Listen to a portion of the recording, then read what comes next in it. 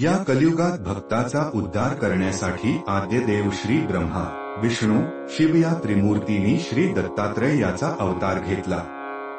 ब्रह्मदेव चंद्र झाले, श्री विष्णू दत्त झाले आणि महेश दुर्वास झाले.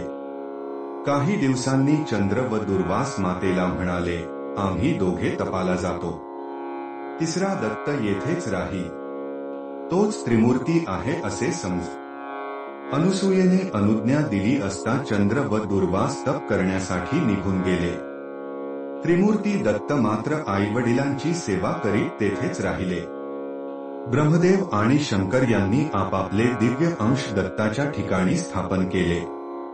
तेव्हापासून दत्त अत्रेनुसूयेचा पुत्र, श्री विष्णूचा अवतार असूनही त्रिमूर्ती दत्तात्रेय म्हणून एकत्वाने राहिला. अत्रि म्हणून आत्रेय व अत्रेनुसूयेला देवांनी तो दिला म्हणून दत्त. तो दत्तात्रेय महाप्रभू हाच गुरु परंपरेचे मूळपीठ आहे. श्री दत्तात्रेय याचे पासून पुढे 3 अवतार झाले. प्रथम श्री गुरु श्रीपाद श्री वल्लभ महाराज हा अवतार, द्वितीय श्री गुरु नृसिंह सरस्वती महाराज व तिसरा अवतार श्री स्वामी समर्थ महाराज. हे तिन्ही अवतार श्री गुरु दत्तात्रेय याचेच आहे. श्रीपाद श्रीवल्लभ यांचा जन्म भाद्रपद शुक्ल पक्ष चतुर्थीला झाला. गणेश चतुर्थीला झाला. कृष्णयजुर्वेद शाखा आपस्तंभ सूत्र, भारवदास गोत्र भाऊ ब्रह्मश्री घंडिकोटा अप्पालराज शर्मा आणि महाराणी सुमतीदेवी यांच्या पोटी झाला. या अवताराची माहिती गुरुचरित्रात 5, 8, 9 व 10 या 4 अध्यायात आलेली आहे. श्री दत्तांचा पहिला अवतार असलेल्या श्रीपाद वल्लभांबद्दल मात्र खूपच कमी माहिती ठाऊक आहे. भगवान दत्तात्रेय जगदोद्धारासाठी इ. 1320 मध्ये आंध्र प्रदेशातील पूर्व गोदावरी जिल्ह्यात पीठापूर नावाच्या गावात अपराज नावाचा एक आपस्तंभ शाखेचा ब्राह्मण होता. त्याच्या धर्मपत्नीचे नाव सुमती. ती मोठी सदाचरणी व पतिव्रता होती. अतिथी अभ्यंगताची ती मनोभावे सेवा करीत असे. दोघेही सत्वगुणी होते. ती श्री विष्णूची आराधना उपासना करीत असे. एके दिवशी मध्यान्हकाळी श्री दत्तात्रेय अतिथी वेशात तिच्या घरी भिक्षेसाठी आले. त्या दिवशी अमावस्या होती. त्या दिवशी तिच्या घरी श्राद्ध होते. श्राद्धासाठी बोलाविलेले ब्राह्मण अद्याप यावयाचे होते. दारी आलेला अतिथी आलेला आहे हे पाहून सुमतीने त्या अतिथीचे स्वागत करून त्याला श्राद्धासाठी जो स्वयंपाक तयार केला होता त्याची भिक्षा वाढली. त्यामुळे प्रसन्न झालेल्या अतिथी वेशातील श्री दत्तात्रेयांनी 3 शिरे 6 हात अशा स्वरूपात दर्शन दिले. आज आपल्या घरी प्रत्यक्ष श्रीदत्त प्रभू जेवले हे पाहून सुमतीला अतिशय आनंद झाला. तिने श्री दत्तात्रेयांना साष्टांग नमस्कार घातला. प्रसन्न झालेले श्री दत्तात्रेय तिला म्हणाले, माग माते जे इच्छिसी, जे जे वासना तुझे मन पावसी. पावसी त्वरित म्हणतसे. माते, मी तुझ्यावर प्रसन्न झालो आहे. तुला जे हवे असेल ते माग. श्री दत्तात्रेयांनी असे आश्वासन दिले असता सुमती अत्यंत विनम्रपणे भगवान दत्तप्रभूंना म्हणाली, भगवंता, आपण मला जन्मी म्हणाला तेव्हा ते नाव सार्थ करावे. माझ्या पोटी आपण जन्म घ्यावा. मला पुष्कळ पुत्र झाले, परंतु ते जगले नाही.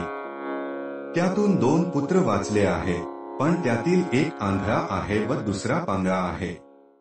ते असून नसल्यासारखे आहे, म्हणून मला आपल्यासारखा विश्ववंद्य, परमज्ञानी, देवस्वरूप असा पुत्र भावे. सुमतीने अशी प्रार्थना केली असता प्रसन्न झालेले श्रीदत्त प्रभू पुढील धर्मकार्याचे स्मरण होऊन तिला म्हणाले, माते, तुला मोठा तपस्वी पुत्र होईल. तुझ्या वंशाचा उद्धार करील. कलियुगात त्याची फार मोठी कीर्ती होईल. परंतु तुम्ही जो सांगेल तसे करा, नाहीतर तो तुमच्याजवळ राहणार नाही. तुमचे सगळे दुःख दूर नाहीसे करेल. असा सूचक आशीर्वाद देऊन अतिथी रूपी श्री दत्तात्रेय अदृश्य झाले. हे वरदान ऐकून सुमतीला अतिशय आनंद झाला. काही कामासाठी बाहेर गेलेला अपराजा घरी परतला. सुमतीने त्याला सगळी हकीकत सांगितली. मध्यांकाळी कोणी अतिथी आल्यास त्याला भिक्षा घालण्यास चुकू नको असेही श्री दत्तात्रेयांनी सांगितले होते. त्याचप्रमाणे माहूर, करवीर, पांचाळेश्वर या ठिकाणी श्री दत्तात्रेयांचा निवास असतो आणि जे कोणी भिक्षा मागाव्यास येईल त्याला श्रीदत्त प्रभू मानून भिक्षा घालावी असेही त्यांनी सांगितले होते. सुंतीने सांगितलेली हकीकत ऐकून अपराजा अतिशय आनंदित झाला. तो सुंतीला म्हणाला, तू अगदी योग्य तेच केलेस. आज श्राद्ध ख्या अर्थाने सफल झाले. माझे पितर आज एकाच भिक्षेने तृप्त झाले. कारण आज आपल्याकडे श्री दत्तरूपी प्रत्यक्ष विष्णूच आले होते. हे सुंती, तुझे मातापिता खरोखर धन्य आहे. तुला जो वर मिळाला तसाच पुत्र तुला होईल. पुढे यथाकाली सुंती गर्भवती झाली. 9 मास पूर्ण झाल्यावर एका शुभ दिवशी भाद्रपद शुक्ल चतुर्थी सुंती प्रसूत झाली. तिला एक पुत्र झाला. त्याचे जातकर्म करण्यात आले. अपराजाने खूप दानधर्म केला. विद्वान ब्राह्मणांनी त्याची जन्मपत्रिका तयार करून त्याचे भविष्य वर्तवले. हा मुलगा दीक्षा करता जगद्गुरु होईल असे त्याचे भविष्य सांगितले. भगवान दत्तात्रेयांनी वर दिल्याप्रमाणे हा मुलगा झाला हे ध्यानात घेऊन त्या नवजात बालकाचे नाव श्रीपाद असे ठेवले. हे भगवान दत्तात्रेय असून लोकोद्धारासाठी अवतीर्ण झाले आहेत हे अपराजा व सुंती यांनी समजले. अत्यंत आनंदाने ते श्रीपादाचे संगोपन करीत होते. यथावकाश श्रीपाद 7 वर्षांचा झाला. मग अपराजाने त्याचे यथाशास्त्र मौजीबंधन केले. मुंज होताच श्रीपाद 4ही वेद म्हणू लागला. तो न्याय, मीमांसा, तर्क इत्यादी दर्शनशास्त्रात पारंगत झाला. त्यावर भाष्य करू लागला. आचार धर्म, व्यवहार धर्म, प्रायश्चित्ते, वेदांत इत्यादींचे ज्ञान तो लोकांना समजावून देऊ लागला. श्रीपादाची असामान्य बुद्धिमत्ता पाहून लोक आश्चर्याने थक्क झाले. त्याच्या मुखातून ज्ञान श्रवण करण्यासाठी अनेक लोक पीठापुरास येऊ लागले. श्रीपाद 16 वर्षांचे झाले. मातापित्यांनी श्रीपादांच्या विवाहाबद्दल चर्चा सुरू केली. त्यांनी श्रीपादांना विवाहाविषयी विचारले. त्यावेळी ते म्हणाले, मी विवाह करणार नाही. मी वैराग्य स्त्रीशी विवाह केला आहे. मी तापसी ब्रह्मचारी योगश्री हीच आमची पत्नी होय. माझे नावच श्रीवल्लभ आहे. मी आता तप करण्यासाठी हिमालयात जाणार आहे. हे ऐकून आईवडिलांना खूप वाईट वाटले. परंतु तुला ज्ञानी पुत्र होईल. तो सांगेल तसे वागा हे श्रीदत्त प्रभूंचे शब्द सुंतीला आठवले. या मुलाचा शब्द आपण मोडला तर काहीतरी विपरीत होईल तेव्हा याला अडवून चालणार नाही. असा विचार करून आईवडील त्यांना म्हणाले, बाळा, तू आमच्या म्हातारपणी आमचा सांभाळ करशील अशी आम्हाला आशा होती. पण आम्ही तुला अडवित नाही. आपल्याला पुत्रवियोग होणार या विचाराने सुंती दुःख करू लागली. तेव्हा श्रीपाद तिला समजावीत म्हणाले, तुम्ही कसलीही चिंता करू नका.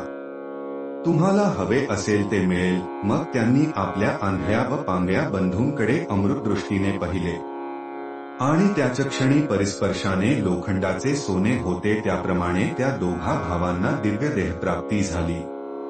आंधळ्याला दृष्टी आली व पांगळ्याला पाय आले. त्या दोघांनी श्रीपादांच्या चरणकमलांवर डोके ठेवले.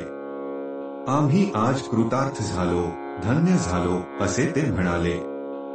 श्रीपादांनी त्यांच्या मस्तकावर वरदहस्त ठेवून आशीर्वाद दिला. तुम्हाला पुत्रपौत्रांसह सर्व प्रकारची सुखसमृद्धी प्राप्त होईल. तुम्हाला दीर्घायुष्य प्राप्त होईल. तुम्ही चिरकाल सुखाने नांदा. तुम्ही आईवडिलांची सेवा करा. तुम्ही परमज्ञानी व्हाल. शेवटी तुम्हाला मोक्ष प्राप्त होईल. मग ते आईवडिलांना म्हणाले, या दोन्ही मुलांच्या सहवासात राहून तुम्ही शतायुषी व्हाल. आता मला परवानगी द्या, मी उत्तर दिशेला जात आहे. अनेक साधुनांना मी दीक्षा देणार आहे. सर्वजण श्रीपादांच्या पाया पडले. श्रीपाद श्रीवल्लभ घरातून बाहेर पडले, एकाकी गुप्त झाले. श्री गुरुचरित्र या मराठी ग्रंथामध्ये त्यांच्याबद्दल फारच थोडी माहिती उपलब्ध आहे. दत्तभक्त व सामान्य लोकांना कारंजा क्षेत्राचे श्री नृसिंह सरस्वती आणि अक्कलकोट क्षेत्राचे श्री स्वामी समर्थ हे दत्तगुरूंचे 2 अवतार चांगले माहीत आहे. पण पहिला अवतार असलेल्या श्रीपाद वल्लभांबद्दल मात्र खूपच कमी माहिती ठाऊक आहे. या पार्श्वभूमीवर श्रीपाद श्री वल्लभांच्या अलौकिक कार्याचा तसेच पीठापुरम या त्यांच्या जन्मक्षेत्रांचा थोडक्यात घेतलेला धांडोळा उद्बोधक आणि अनेकांच्या माहितीत नव्याने भर टाकणारा ठरेल अशी अपेक्षा आहे. त्यांचे समकालीन असलेल्या शंकर भट्ट यांनी लिहिलेले चरित्र संस्कृत भाषेत होते आणि नंतर त्याचा तेलुगू भाषेत अनुवाद झाला. पीठापुरम येथे 16 तर पुरोपूर येथे 14 वर्षे अशा अवघ्या 30 वर्षांच्या कालावधीत अद्भुत असे लीलाचरित्र दाखवून त्यांनी इहपर लोकातील सर्वांना शाश्वत सुख प्रदान केले. त्यांच्या बाललीला प्रत्यक्ष भगवान बालकृष्णाच्या लीलेसारख्या अत्यंत मधुर आणि अद्भुत आहे. पुढे जप, तप, ध्यान, तपस्या या सर्वांचे फल स्वतःला घेता सृष्टीला देत आपल्या भक्तांची आश्वीव्याप्तीतून सुटका करण्यासाठी त्यांनी आपले तपोबळ सहस्त्रपटीने वाढविले. आपल्या दिव्य अगम्य आणि मानवाच्या दृष्टीने अनाकलनीय असलेल्या लीलांद्वारे जनता जनदानाच्या उद्धारासाठी त्यांनी आपले आयुष्य घातले. पाण्यावरून चालणे, व्यंग व्यक्तीस अव्यंगता प्राप्त होणे, उपस्थितांसाठी शिजवलेले अन्न कमी असूनही ते सर्वांना पुरून शिल्लक राहणे, लांबच्या प्रवासातही दूध, घी, लोणी खराब न होता नीट राहणे, अंध व्यक्तीस दृष्टी प्राप्त होणे, मृत जीवास जीवनदान देणे अशा कितीतरी प्रकारच्या चमत्कृतीपूर्ण लीलांनी त्यांचे आयुष्य भरलेले दिसते. या दिव्य लीलांच्या प्रकटनातून प्रामुख्याने संतसज्जनांचे संरक्षण, कर्ममार्गाचे आचरण, गर्वहरण, दृष्टांचे निर्दालन, अस्पृश्यता निवारण, सत्कर्माचे प्रचारण, भूदान व अन्नदानाचे महत्त्व, नामस्मरणाचा महिमा, भूतपिशाच बाधांचे निर्मूलन आदी अनेक गोष्टींचा संदेश दिला. आंध्र प्रदेशातील पीठापुरम येथे या दैवी बालकाने बालवयात म्हणजे 16व्या वर्षाच्या आतच सकळ शास्त्रात विशेषत वेदांतात प्रावीण्य मिळविले. नंतर समस्त मानवजातीच्या कल्याणासाठी भारत भ्रमण केले. पीठापुरम येथील देखण्या मंदिरातील श्रीपाद श्रीवल्लभांच्या मूर्तींच्या पवित्र दर्शनाने भक्तांच्या डोळ्याचे पारणे फिटते. तेथे भक्तांना अभिषेक करता येतो. मंदिराच्या प्रांगणात औदुंबर वृक्ष असून तेथे दत्तांच्या पादुका आहेत. पीठापुरम या पवित्र तीर्थक्षेत्री अत्यंत प्राचीन असे कुक्कुटेश्वराचे दगडी मंदिर आहे. त्यासमोरच एक तलाव आहे. पुढील जन्माविषयी भविष्यवाणी, नृसिंह सरस्वती आणि स्वामी समर्थ अवतार जन्मसंकल्प. समस्त कल्याणकारी गुणांनी युक्त अशा वासवांबिकेस श्रीपाद प्रभू म्हणाले, तुझा संकल्प सिद्ध होईल. मी आणखी 14 वर्षे म्हणजे या शरीराला 30 वर्ष होईपर्यंत श्रीपाद श्रीवल्लभ ह्या रूपांतच राहून त्यानंतर गुप्त होईल. त्यानंतर संन्यास धर्माच्या उद्धाराच्या निमित्ताने नृसिंह सरस्वती ह्या नावाने ओळखला जाईल. ह्या दुसऱ्या अवतारात 80 वर्षे राही. या अवतार समाप्तीनंतर कर्दळी वनात 300 वर्ष तपोनिष्ठेत राहून प्रज्ञापुरात, अक्कलकोट, स्वामी समर्थ या नावाने अवतार धारण करी. अवधूत अवस्थेत सिद्धपुरुषांच्या रूपाने, अप्रिमित अशा दिव्यकांतीने, अगाध लीला दाखवी. साया जगाला धर्म कर्माला अनुसरून त्याविषयी आसक्तिरहित करी. भगवान श्रीपाद श्री वल्लभ स्वामींनी आश्विन कृष्ण द्वादशीस अवतार समाप्त केला. भगवान श्रीपाद श्री वल्लभ स्वामींनी आश्विन कृष्ण द्वादशीस अवतार समाप्त केला. श्रीपादांची भक्तांना सांगितलेली 12 अभय वचने. 1. माझ्या चरित्राचे पारायण होत असलेल्या प्रत्येक स्थळी मी सूक्ष्म रूपात असतो. 2. मनोवाग काय कर्मणा मला समर्पित असलेल्या साधकांचा मी डोळ्यात तेल घालून संभाळ करतो. 3. श्री पीठापूर मध्ये मी प्रतिदिन मध्यान्ह काळी भिक्षा स्वीकारतो. माझे येणे दैव रहस्य आहे. 4. सत माझे ध्यान करणाऱ्यांचे कर्म, ते कितीही जन्मजन्मांतरीचे असले तरी मी ते भस्म करून टाकतो. 5. अन्न हेच परब्रह्म, अन्नासाठी तळमळणाऱ्यांना अन्न दिल्यास मी त्या दात्यास नक्कीच प्रसन्न होतो. 6. मी श्रीपाद श्रीवल्लभ आहे. माझ्या भक्तांच्या घरी महालक्ष्मी तिच्या संपूर्ण कलेने प्रकाशित असते. 7. तुमचे अंतःकरण शुद्ध असले तर माझा कटाक्ष सदैव तुमच्यावर असतो.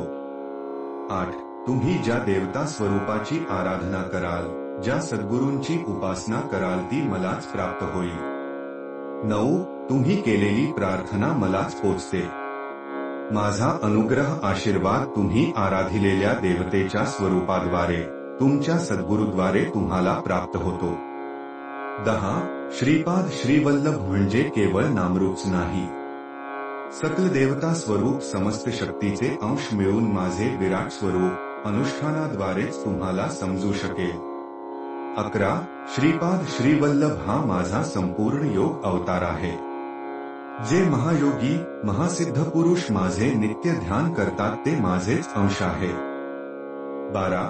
तुम्ही माझी आराधना केली तर मी तुम्हाला धर्ममार्गाचा कर्ममार्गाचा बोध करतो.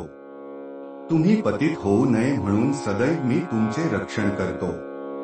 श्रीपाद श्रीवल्लभ नरहरी दत्तात्रेया दिगंबरा. श्री गुरुदेव दत्त.